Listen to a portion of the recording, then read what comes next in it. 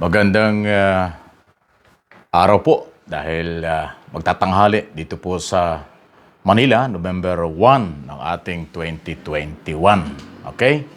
Kamusta na po ang ating mga kababayan sa buong bansa kahit na holiday today pero marami pong mga nangyayari. At syempre sa ating pong mga kababayan na nasa ibayong dagat, kamusta na po kayo? Ngayon po yung ating pag-uusapan ay itong patuloy na nangungunang resulta sa survey kay Bongbong Marcos. At isa rin sa pangalawang topic nating pag-usapan ay itong issue naman ho sa panawagan na mas maagang debate para daw maagang makilala ang mga kandidato kung ano ang kanilang kakayanan. Okay? So maganda yan. Pero bago ang lahat, like, share, and subscribe dito po sa Mike Abe Opinions. Ano po? Para update po kayo sa mga nangyayari. At yung notification bell, pakipindot lang po ninyo para anytime kung ano man po ang ating i-upload o mag-live tayo agad-agad. Kahit sa ano yung ginagawa, malalaman nyo na mayroon pong mga bago. Okay? Sige.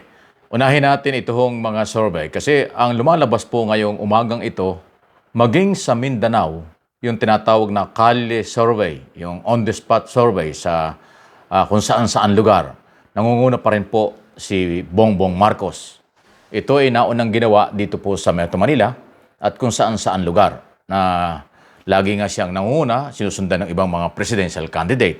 Pero umabot na po ng Mindanao itong Kalye Survey na ito dahil ito yung patok ngayon dahil nga ho kasi walang gastos, on the spot, tinatanong tao. Minsan may dalang mga picture, yung 6 o kung ilan yung kandidato, itatanong lang nila kung sino ang kanilang kandidato, itinuturo si Marcos o yung pinapangalanan. So yun ho yung on the spot eh.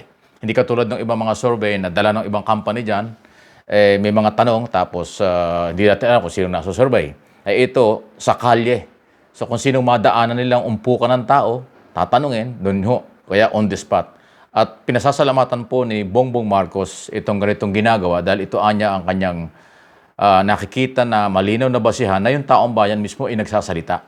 Compare nga dun sa ibang mga survey na hindi mo alam kung sino ang tinatanong. Ay ito nga pong Kalye Survey, on the spot nga, tulad na sinabi ko. Pangalawa, ito po'y ginagawa rin ng simpleng tao or supporters. So ayan ho. So lahat po ng mga kandidato nandyan ho sa, halimbawa may dalang isang board na maliit, nandun lahat ang mga pangalan at picture ng kandidato. Ituturo na lang nung tinatanong kung sino ang gusto nilang maging presidente. So maganda yon dahil biglaan. At saka hindi mo alam kung sino yung sinosurvey. At marami ito. Parang ngayon everyday na lang. Nagsosurvey. May survey sa social media, meron sa media, at ito nga ho sa kalye. Pero itong survey sa kalye, ang pinasasalamatan ni Bongbong Marcos dahil ito raw ay malaking tulong sa kanya.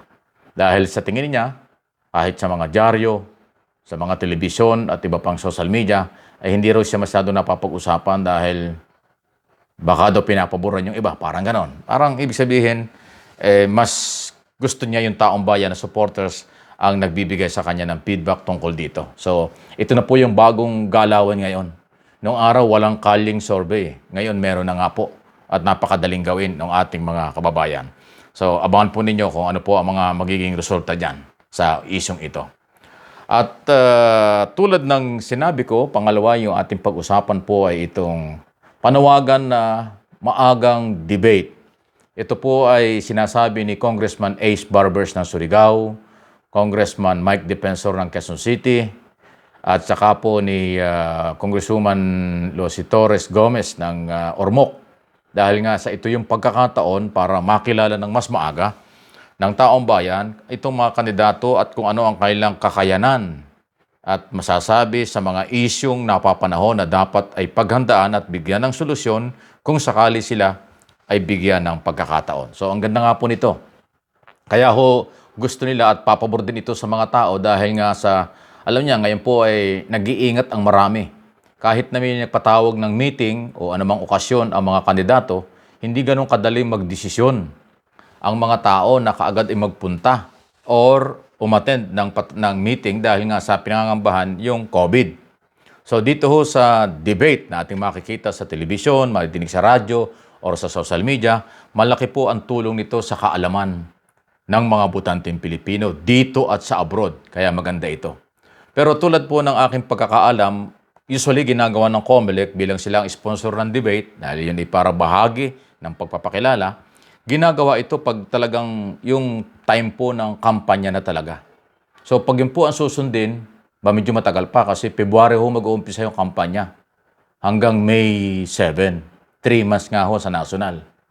So matagal pa. Pero ang panawagan po nito mga kongresistang aking nabanggit, at ako naniniwala maganda yan, ngayon pa lang. Sa halip na sila ay umikot ng umikot, Operation Pakilala, so kung live yan at debate, doon natin makikilala ang kanilang mga sagot at programa tungkol sa problema ng bansa.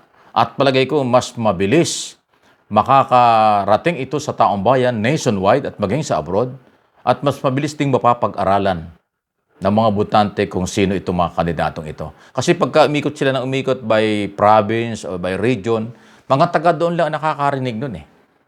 Yung kasi lumalabas doon sa mga social media ng kanilang kakampi, hindi natin alam kung yun eh, yung ba talaga ang sinabi, baka ho yun eh, may dagdag bawas, di ba? So iba yon. Kasi alam mo naman, yung mga propagandista na kasamang media at vlogger nitong mga kandidatong umiikot na ito, limitado ang galaw niyan. Siyempre, pwede nilang i-adjust yung sinabi kahit hindi sinabi dahil pinapaboran nila eh. Samantalang kung on the spot din ang tanong, question and answer at debate on television o social media, abay, alam na alam natin yan.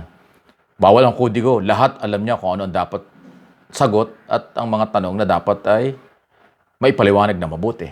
Kaya ang pagkakataong ito, kayo rin po aking tinatanong, kayo hubay sang-ayon sa maagang debate ng mga kandidato. Siguro sa local, kahit medyo maliit sila, local naman eh. Pero itong national kasi importante dahil buong Pilipinas. At sa abroad, mga OFW ay boboto sila sa national. So mahalagang malawak ang information dyan. Kung gagawin ito ng December pa lang or January, di mas maganda. Kung nakakapag-sponsor ng debate ng 2 beses ang COMELEC, yung pribadong sektor, baka pwedeng gumawa na rin yung mga network ng television na mag-debate na hanggang maaga. Hindi masama. Basta wala namang mga lalabaging mga batas. Basta huwag lang sasabihing mangampanya na o bumoto sila. Kasi ngayon, hindi pa ho pwede. Pag nagsabi ka ng vote me o kaya iboto mo siya, hindi ho pwede yun dahil kasi hindi pa ho kampanya. February pa yon.